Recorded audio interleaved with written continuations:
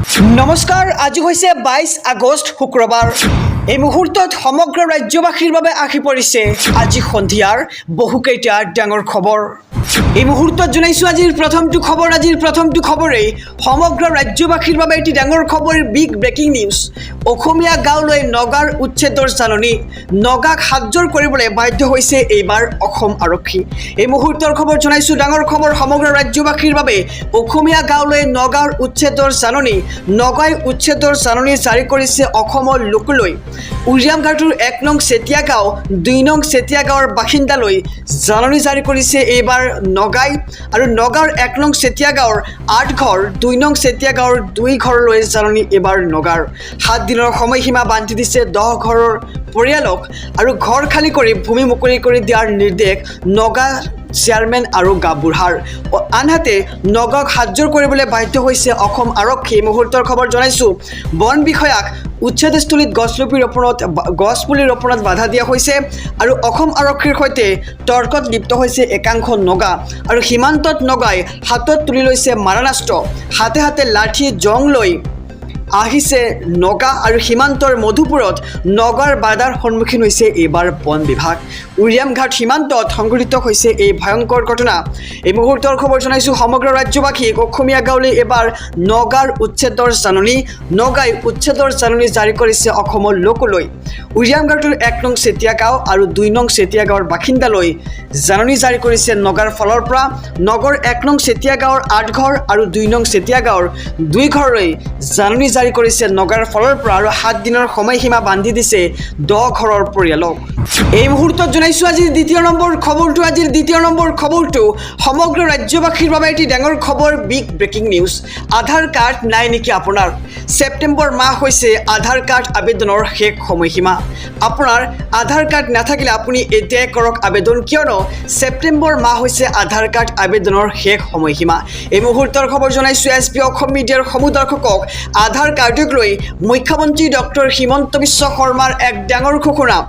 এতিয়াৰে পৰা 18 বছৰৰ ওপৰৰ কোনো লোকক দিয়া নহ'ব আধাৰ কাৰ্ড। 18 বছৰ ঊৰ্ধৰ কোনো নাগৰিককে নতুনকৈ দিয়া নহ'ব আধাৰ কাৰ্ড। যদি এতিয়ালৈকে আধাৰ কাৰ্ড নাই, এই মাহৰ ভিতৰত আপুনি আধাৰ কাৰ্ড উলিয়াই লওক। আপুনি শীঘ্ৰেই এই কাম কৰক। আৰু যদিহে আপোনাৰ আধাৰ কাৰ্ড আছে তেন্তে কমেণ্ট বক্সত য়েছ লিখক, আৰু যদি নাই তেন্তে কমেণ্ট বক্সত ন' লিখি আমাক জনাওক। এই মুহূৰ্তৰ খবৰ জনাই গৈছোঁ, কেৱল ছেপ্টেম্বৰ মাহলৈকে থাকিব আধাৰ কাৰ্ডৰ আবেদনৰ সময়সীমা। ইয়াৰ পিছতো যদি কোনো লোক বাদ পৰিছে তেওঁলোকে আবেদন কৰক জিলা আয়ুক্তক, আৰু তাৰ পিছত সম্পূৰ্ণ পৰীক্ষণ কৰি কিছু লোককহে প্ৰদান কৰা হ'ব আধাৰ কাৰ্ড। অৱশ্যে এই নিয়মৰ পৰা বাহিৰত ৰখা হৈছে ST, SC আৰু চাহ জনগোষ্ঠীয় লোকসকলক। ST, SC আৰু চাহ জনগোষ্ঠীয় লোকক দিয়া হৈছে এবছৰৰ সময়সীমা। আৰু বাংলাদেশীৰ প্ৰব্ৰজন ৰোধ কৰিবলৈ এই সিদ্ধান্ত গ্ৰহণ কৰিছে হিমন্ত বিশ্ব শৰ্মাৰ চৰকাৰখনে। এই মুহূৰ্তৰ খবৰ জনাইছোঁ, আধাৰ কাৰ্ডক লৈ আহি পৰিছে ৰাজ্যবাসীৰ বাবে এটি ডাঙৰ খবৰ। আধাৰ কাৰ্ডক লৈ মুখ্যমন্ত্ৰী ডক্টৰ হিমন্ত বিশ্ব শৰ্মাৰ এক ডাঙৰ ঘোষণা। এতিয়াৰে পৰা 18 বছৰৰ ওপৰৰ কোনো লোকক দিয়া নহ'ব আধাৰ কাৰ্ড, আৰু 18 বছৰ ঊৰ্ধৰ কোনো নাগৰিককে নতুনকৈ দিয়া নহ'ব আধাৰ কাৰ্ড। আৰু আপুনি যদিহে এতিয়ালৈকে আধাৰ কাৰ্ড বনোৱা নাই, এই মাহৰ ভিতৰত আধাৰ কাৰ্ড উলিয়াই লওক। কেৱল ছেপ্টেম্বৰ মাহলৈকে আপুনি আধাৰ কাৰ্ড বনাব পাৰিব। আহিছোঁ পৰৱৰ্তী খবৰৰ মাজলৈ। ৰাজ্যবাসীৰ বাবে আৰু এটি ডাঙৰ খবৰ। এইবাৰ ইউনুছ তামুলীৰ এক বিস্ফোৰক মন্তব্য। মিয়াৰ বিৰুদ্ধে মাত মতা উজনিৰ বীৰসকল এতিয়া ক'ত?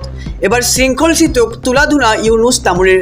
অসমীয়া গাঁৱলৈ নগাৰ জাননী দিয়াৰ পিছতেই এনেদৰে মন্তব্য কৰিছে এতিয়া ইউনুছ তামুলীয়ে।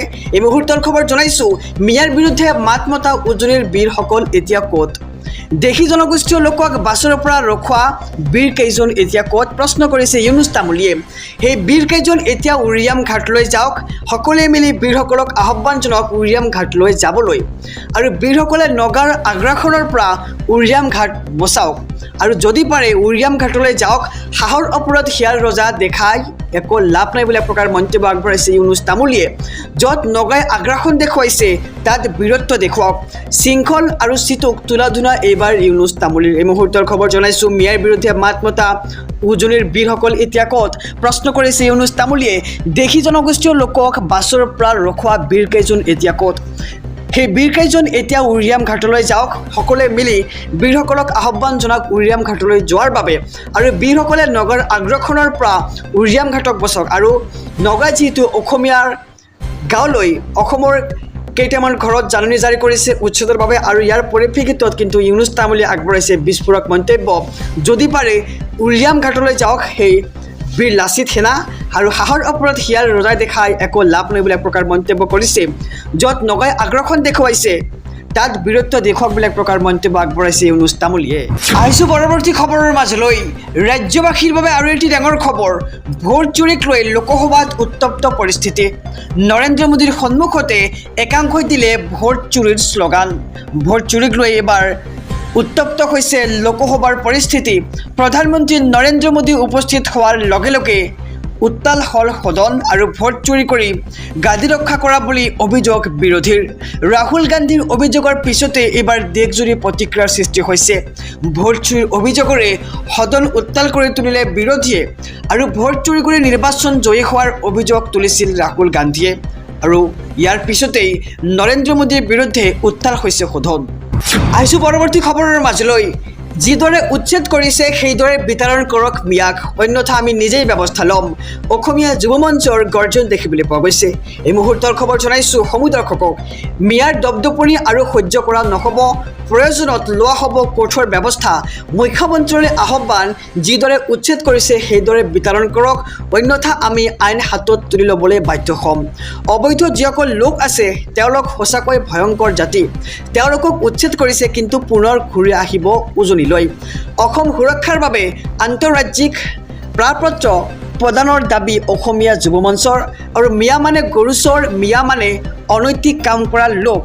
সঁচা অৰ্থত মিয়াসকলৰ লাজ নাই বুলি এক প্ৰকাৰ মন্তব্য আগবঢ়াইছে ইমান খেদাৰ পিছতো বাৰে বাৰে উজনিলৈ ঘূৰি আহে একাংশ মিয়াক যদি এতিয়াই বিতৰণ নকৰে তেন্তে পিছলৈ ভয়ংকৰ হ'ব অসমৰ পৰিস্থিতি মিয়াই কিদৰে ভয়ংকৰ ৰূপ লৈছে সেয়া সময়ে সময়ে দেখা গৈছে যিসকলে মিয়াক প্ৰশ্ৰয় দিয়ে তেওঁলোকক দেশদ্ৰোহী বুলি গণ্য কৰা হয় আৰু মিয়াৰ বিৰুদ্ধে এবাৰ অসমীয়া যুৱ মঞ্চৰ গৰ্জন দেখিবলৈ পোৱা গৈছে আহিছোঁ আন এক খবৰৰ মাজলৈ মিয়াসকলক উজনিৰ পৰা খেদাৰ লগতে মিয়াসকলক তুচ্ছ তাচ্ছিল্য কৰিছে অসমীয়া যুৱ মঞ্চই আৰু ইয়াৰ পৰিপ্ৰেক্ষিতত এবাৰ গৰজি উঠিছে অসম সংখ্যালঘু সংগ্ৰাম পৰিষদ এই মুহূৰ্তৰ খবৰ জনাইছোঁ অসম সংখ্যালঘু সংগ্ৰাম পৰিষদৰ পৰা কোৱা হৈছে যে মিয়া নহ'লে উজনিত নহ'ব উন্নয়ন এই মুহূৰ্তৰ খবৰ জনাই যাম মিয়া নহ'লে উজনিৰ উন্নয়ন হ'ব স্তব্ধ আৰু থলুৱা মানুহৰ আৱেগ অনুভূতিক লৈ হেতালি খেলিছে মুখ্যমন্ত্ৰীয়ে প্ৰথমে অসমত বহিৰাগতৰ দপদপনি বন্ধ কৰক মিয়াসকল শ্ৰমজীৱী লোক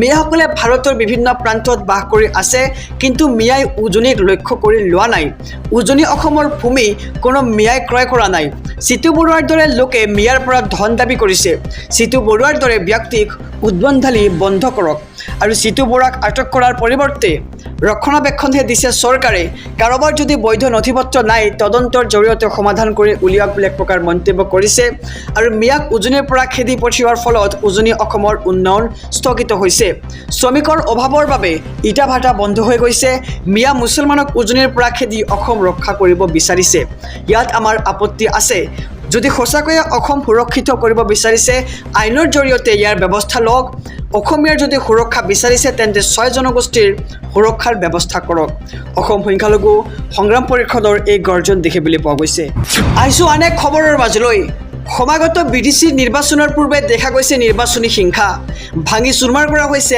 আঁচনিৰ আধাৰশিলা এই মুহূৰ্তৰ খবৰ জনাইছোঁ বিটিচি নিৰ্বাচনৰ পূৰ্বে নিৰ্বাচনী হিংসা দেখিবলৈ পোৱা গৈছে ভাঙি চুৰমাৰ কৰিলে আঁচনিৰ আধাৰশিলা বিটিচিৰ ভেৰগাঁৱত নিশা নিৰ্বাচনী হিংসা বিৰাজ কৰিছে আৰু বিধানসভাৰ অধ্যক্ষই স্থাপন কৰিবলগীয়া আধাৰশিলা ভাঙি চুৰমাৰ কৰা হৈছে ইতিমধ্যে নিৰ্বাচনৰ দিন ঘোষণা নহওঁতেই ভেৰগাঁৱত আৰম্ভ হৈছে নিৰ্বাচনী হিংসা ভাঙি চুৰমাৰ বিশ্বজিৎ দৈমাৰীয়ে আঁচনি উদ্বোধনৰ বাবে কৰা আধাৰশিলা আৰু অচিনাক্ত দুৰ্বৃত্তই নিশা ভাঙি পেলালে আঁচনিৰ ফলকসমূহ আৰু ঘটনাৰ তদন্ত আৰম্ভ কৰিছে ভেৰগাঁও আৰক্ষী চকীৰ আৰক্ষীয়ে দুটাকৈ আধাৰশিলা নাম ফলক ভাঙি পেলোৱাক লৈ সৃষ্টি হৈছে উত্তেজনাৰ আৰু বিটিচি নিৰ্বাচনৰ পূৰ্বেই নিৰ্বাচনী হিংসা পৰিলক্ষিত হৈছে এইবাৰ আহিছোঁ পৰৱৰ্তী খবৰৰ মাজলৈ সমগ্ৰ ৰাজ্যবাসীৰ বাবে আহি পৰিছে ভাল খবৰ কোন জিলাৰ মহিলাই কেতিয়া লাভ কৰিব 10,000 টকা ৰাজ্যৰ মুখ্যমন্ত্ৰী ডক্টৰ হিমন্ত বিশ্ব শৰ্মাই ঘোষণা কৰি প্ৰকাশ কৰিছে তালিকা।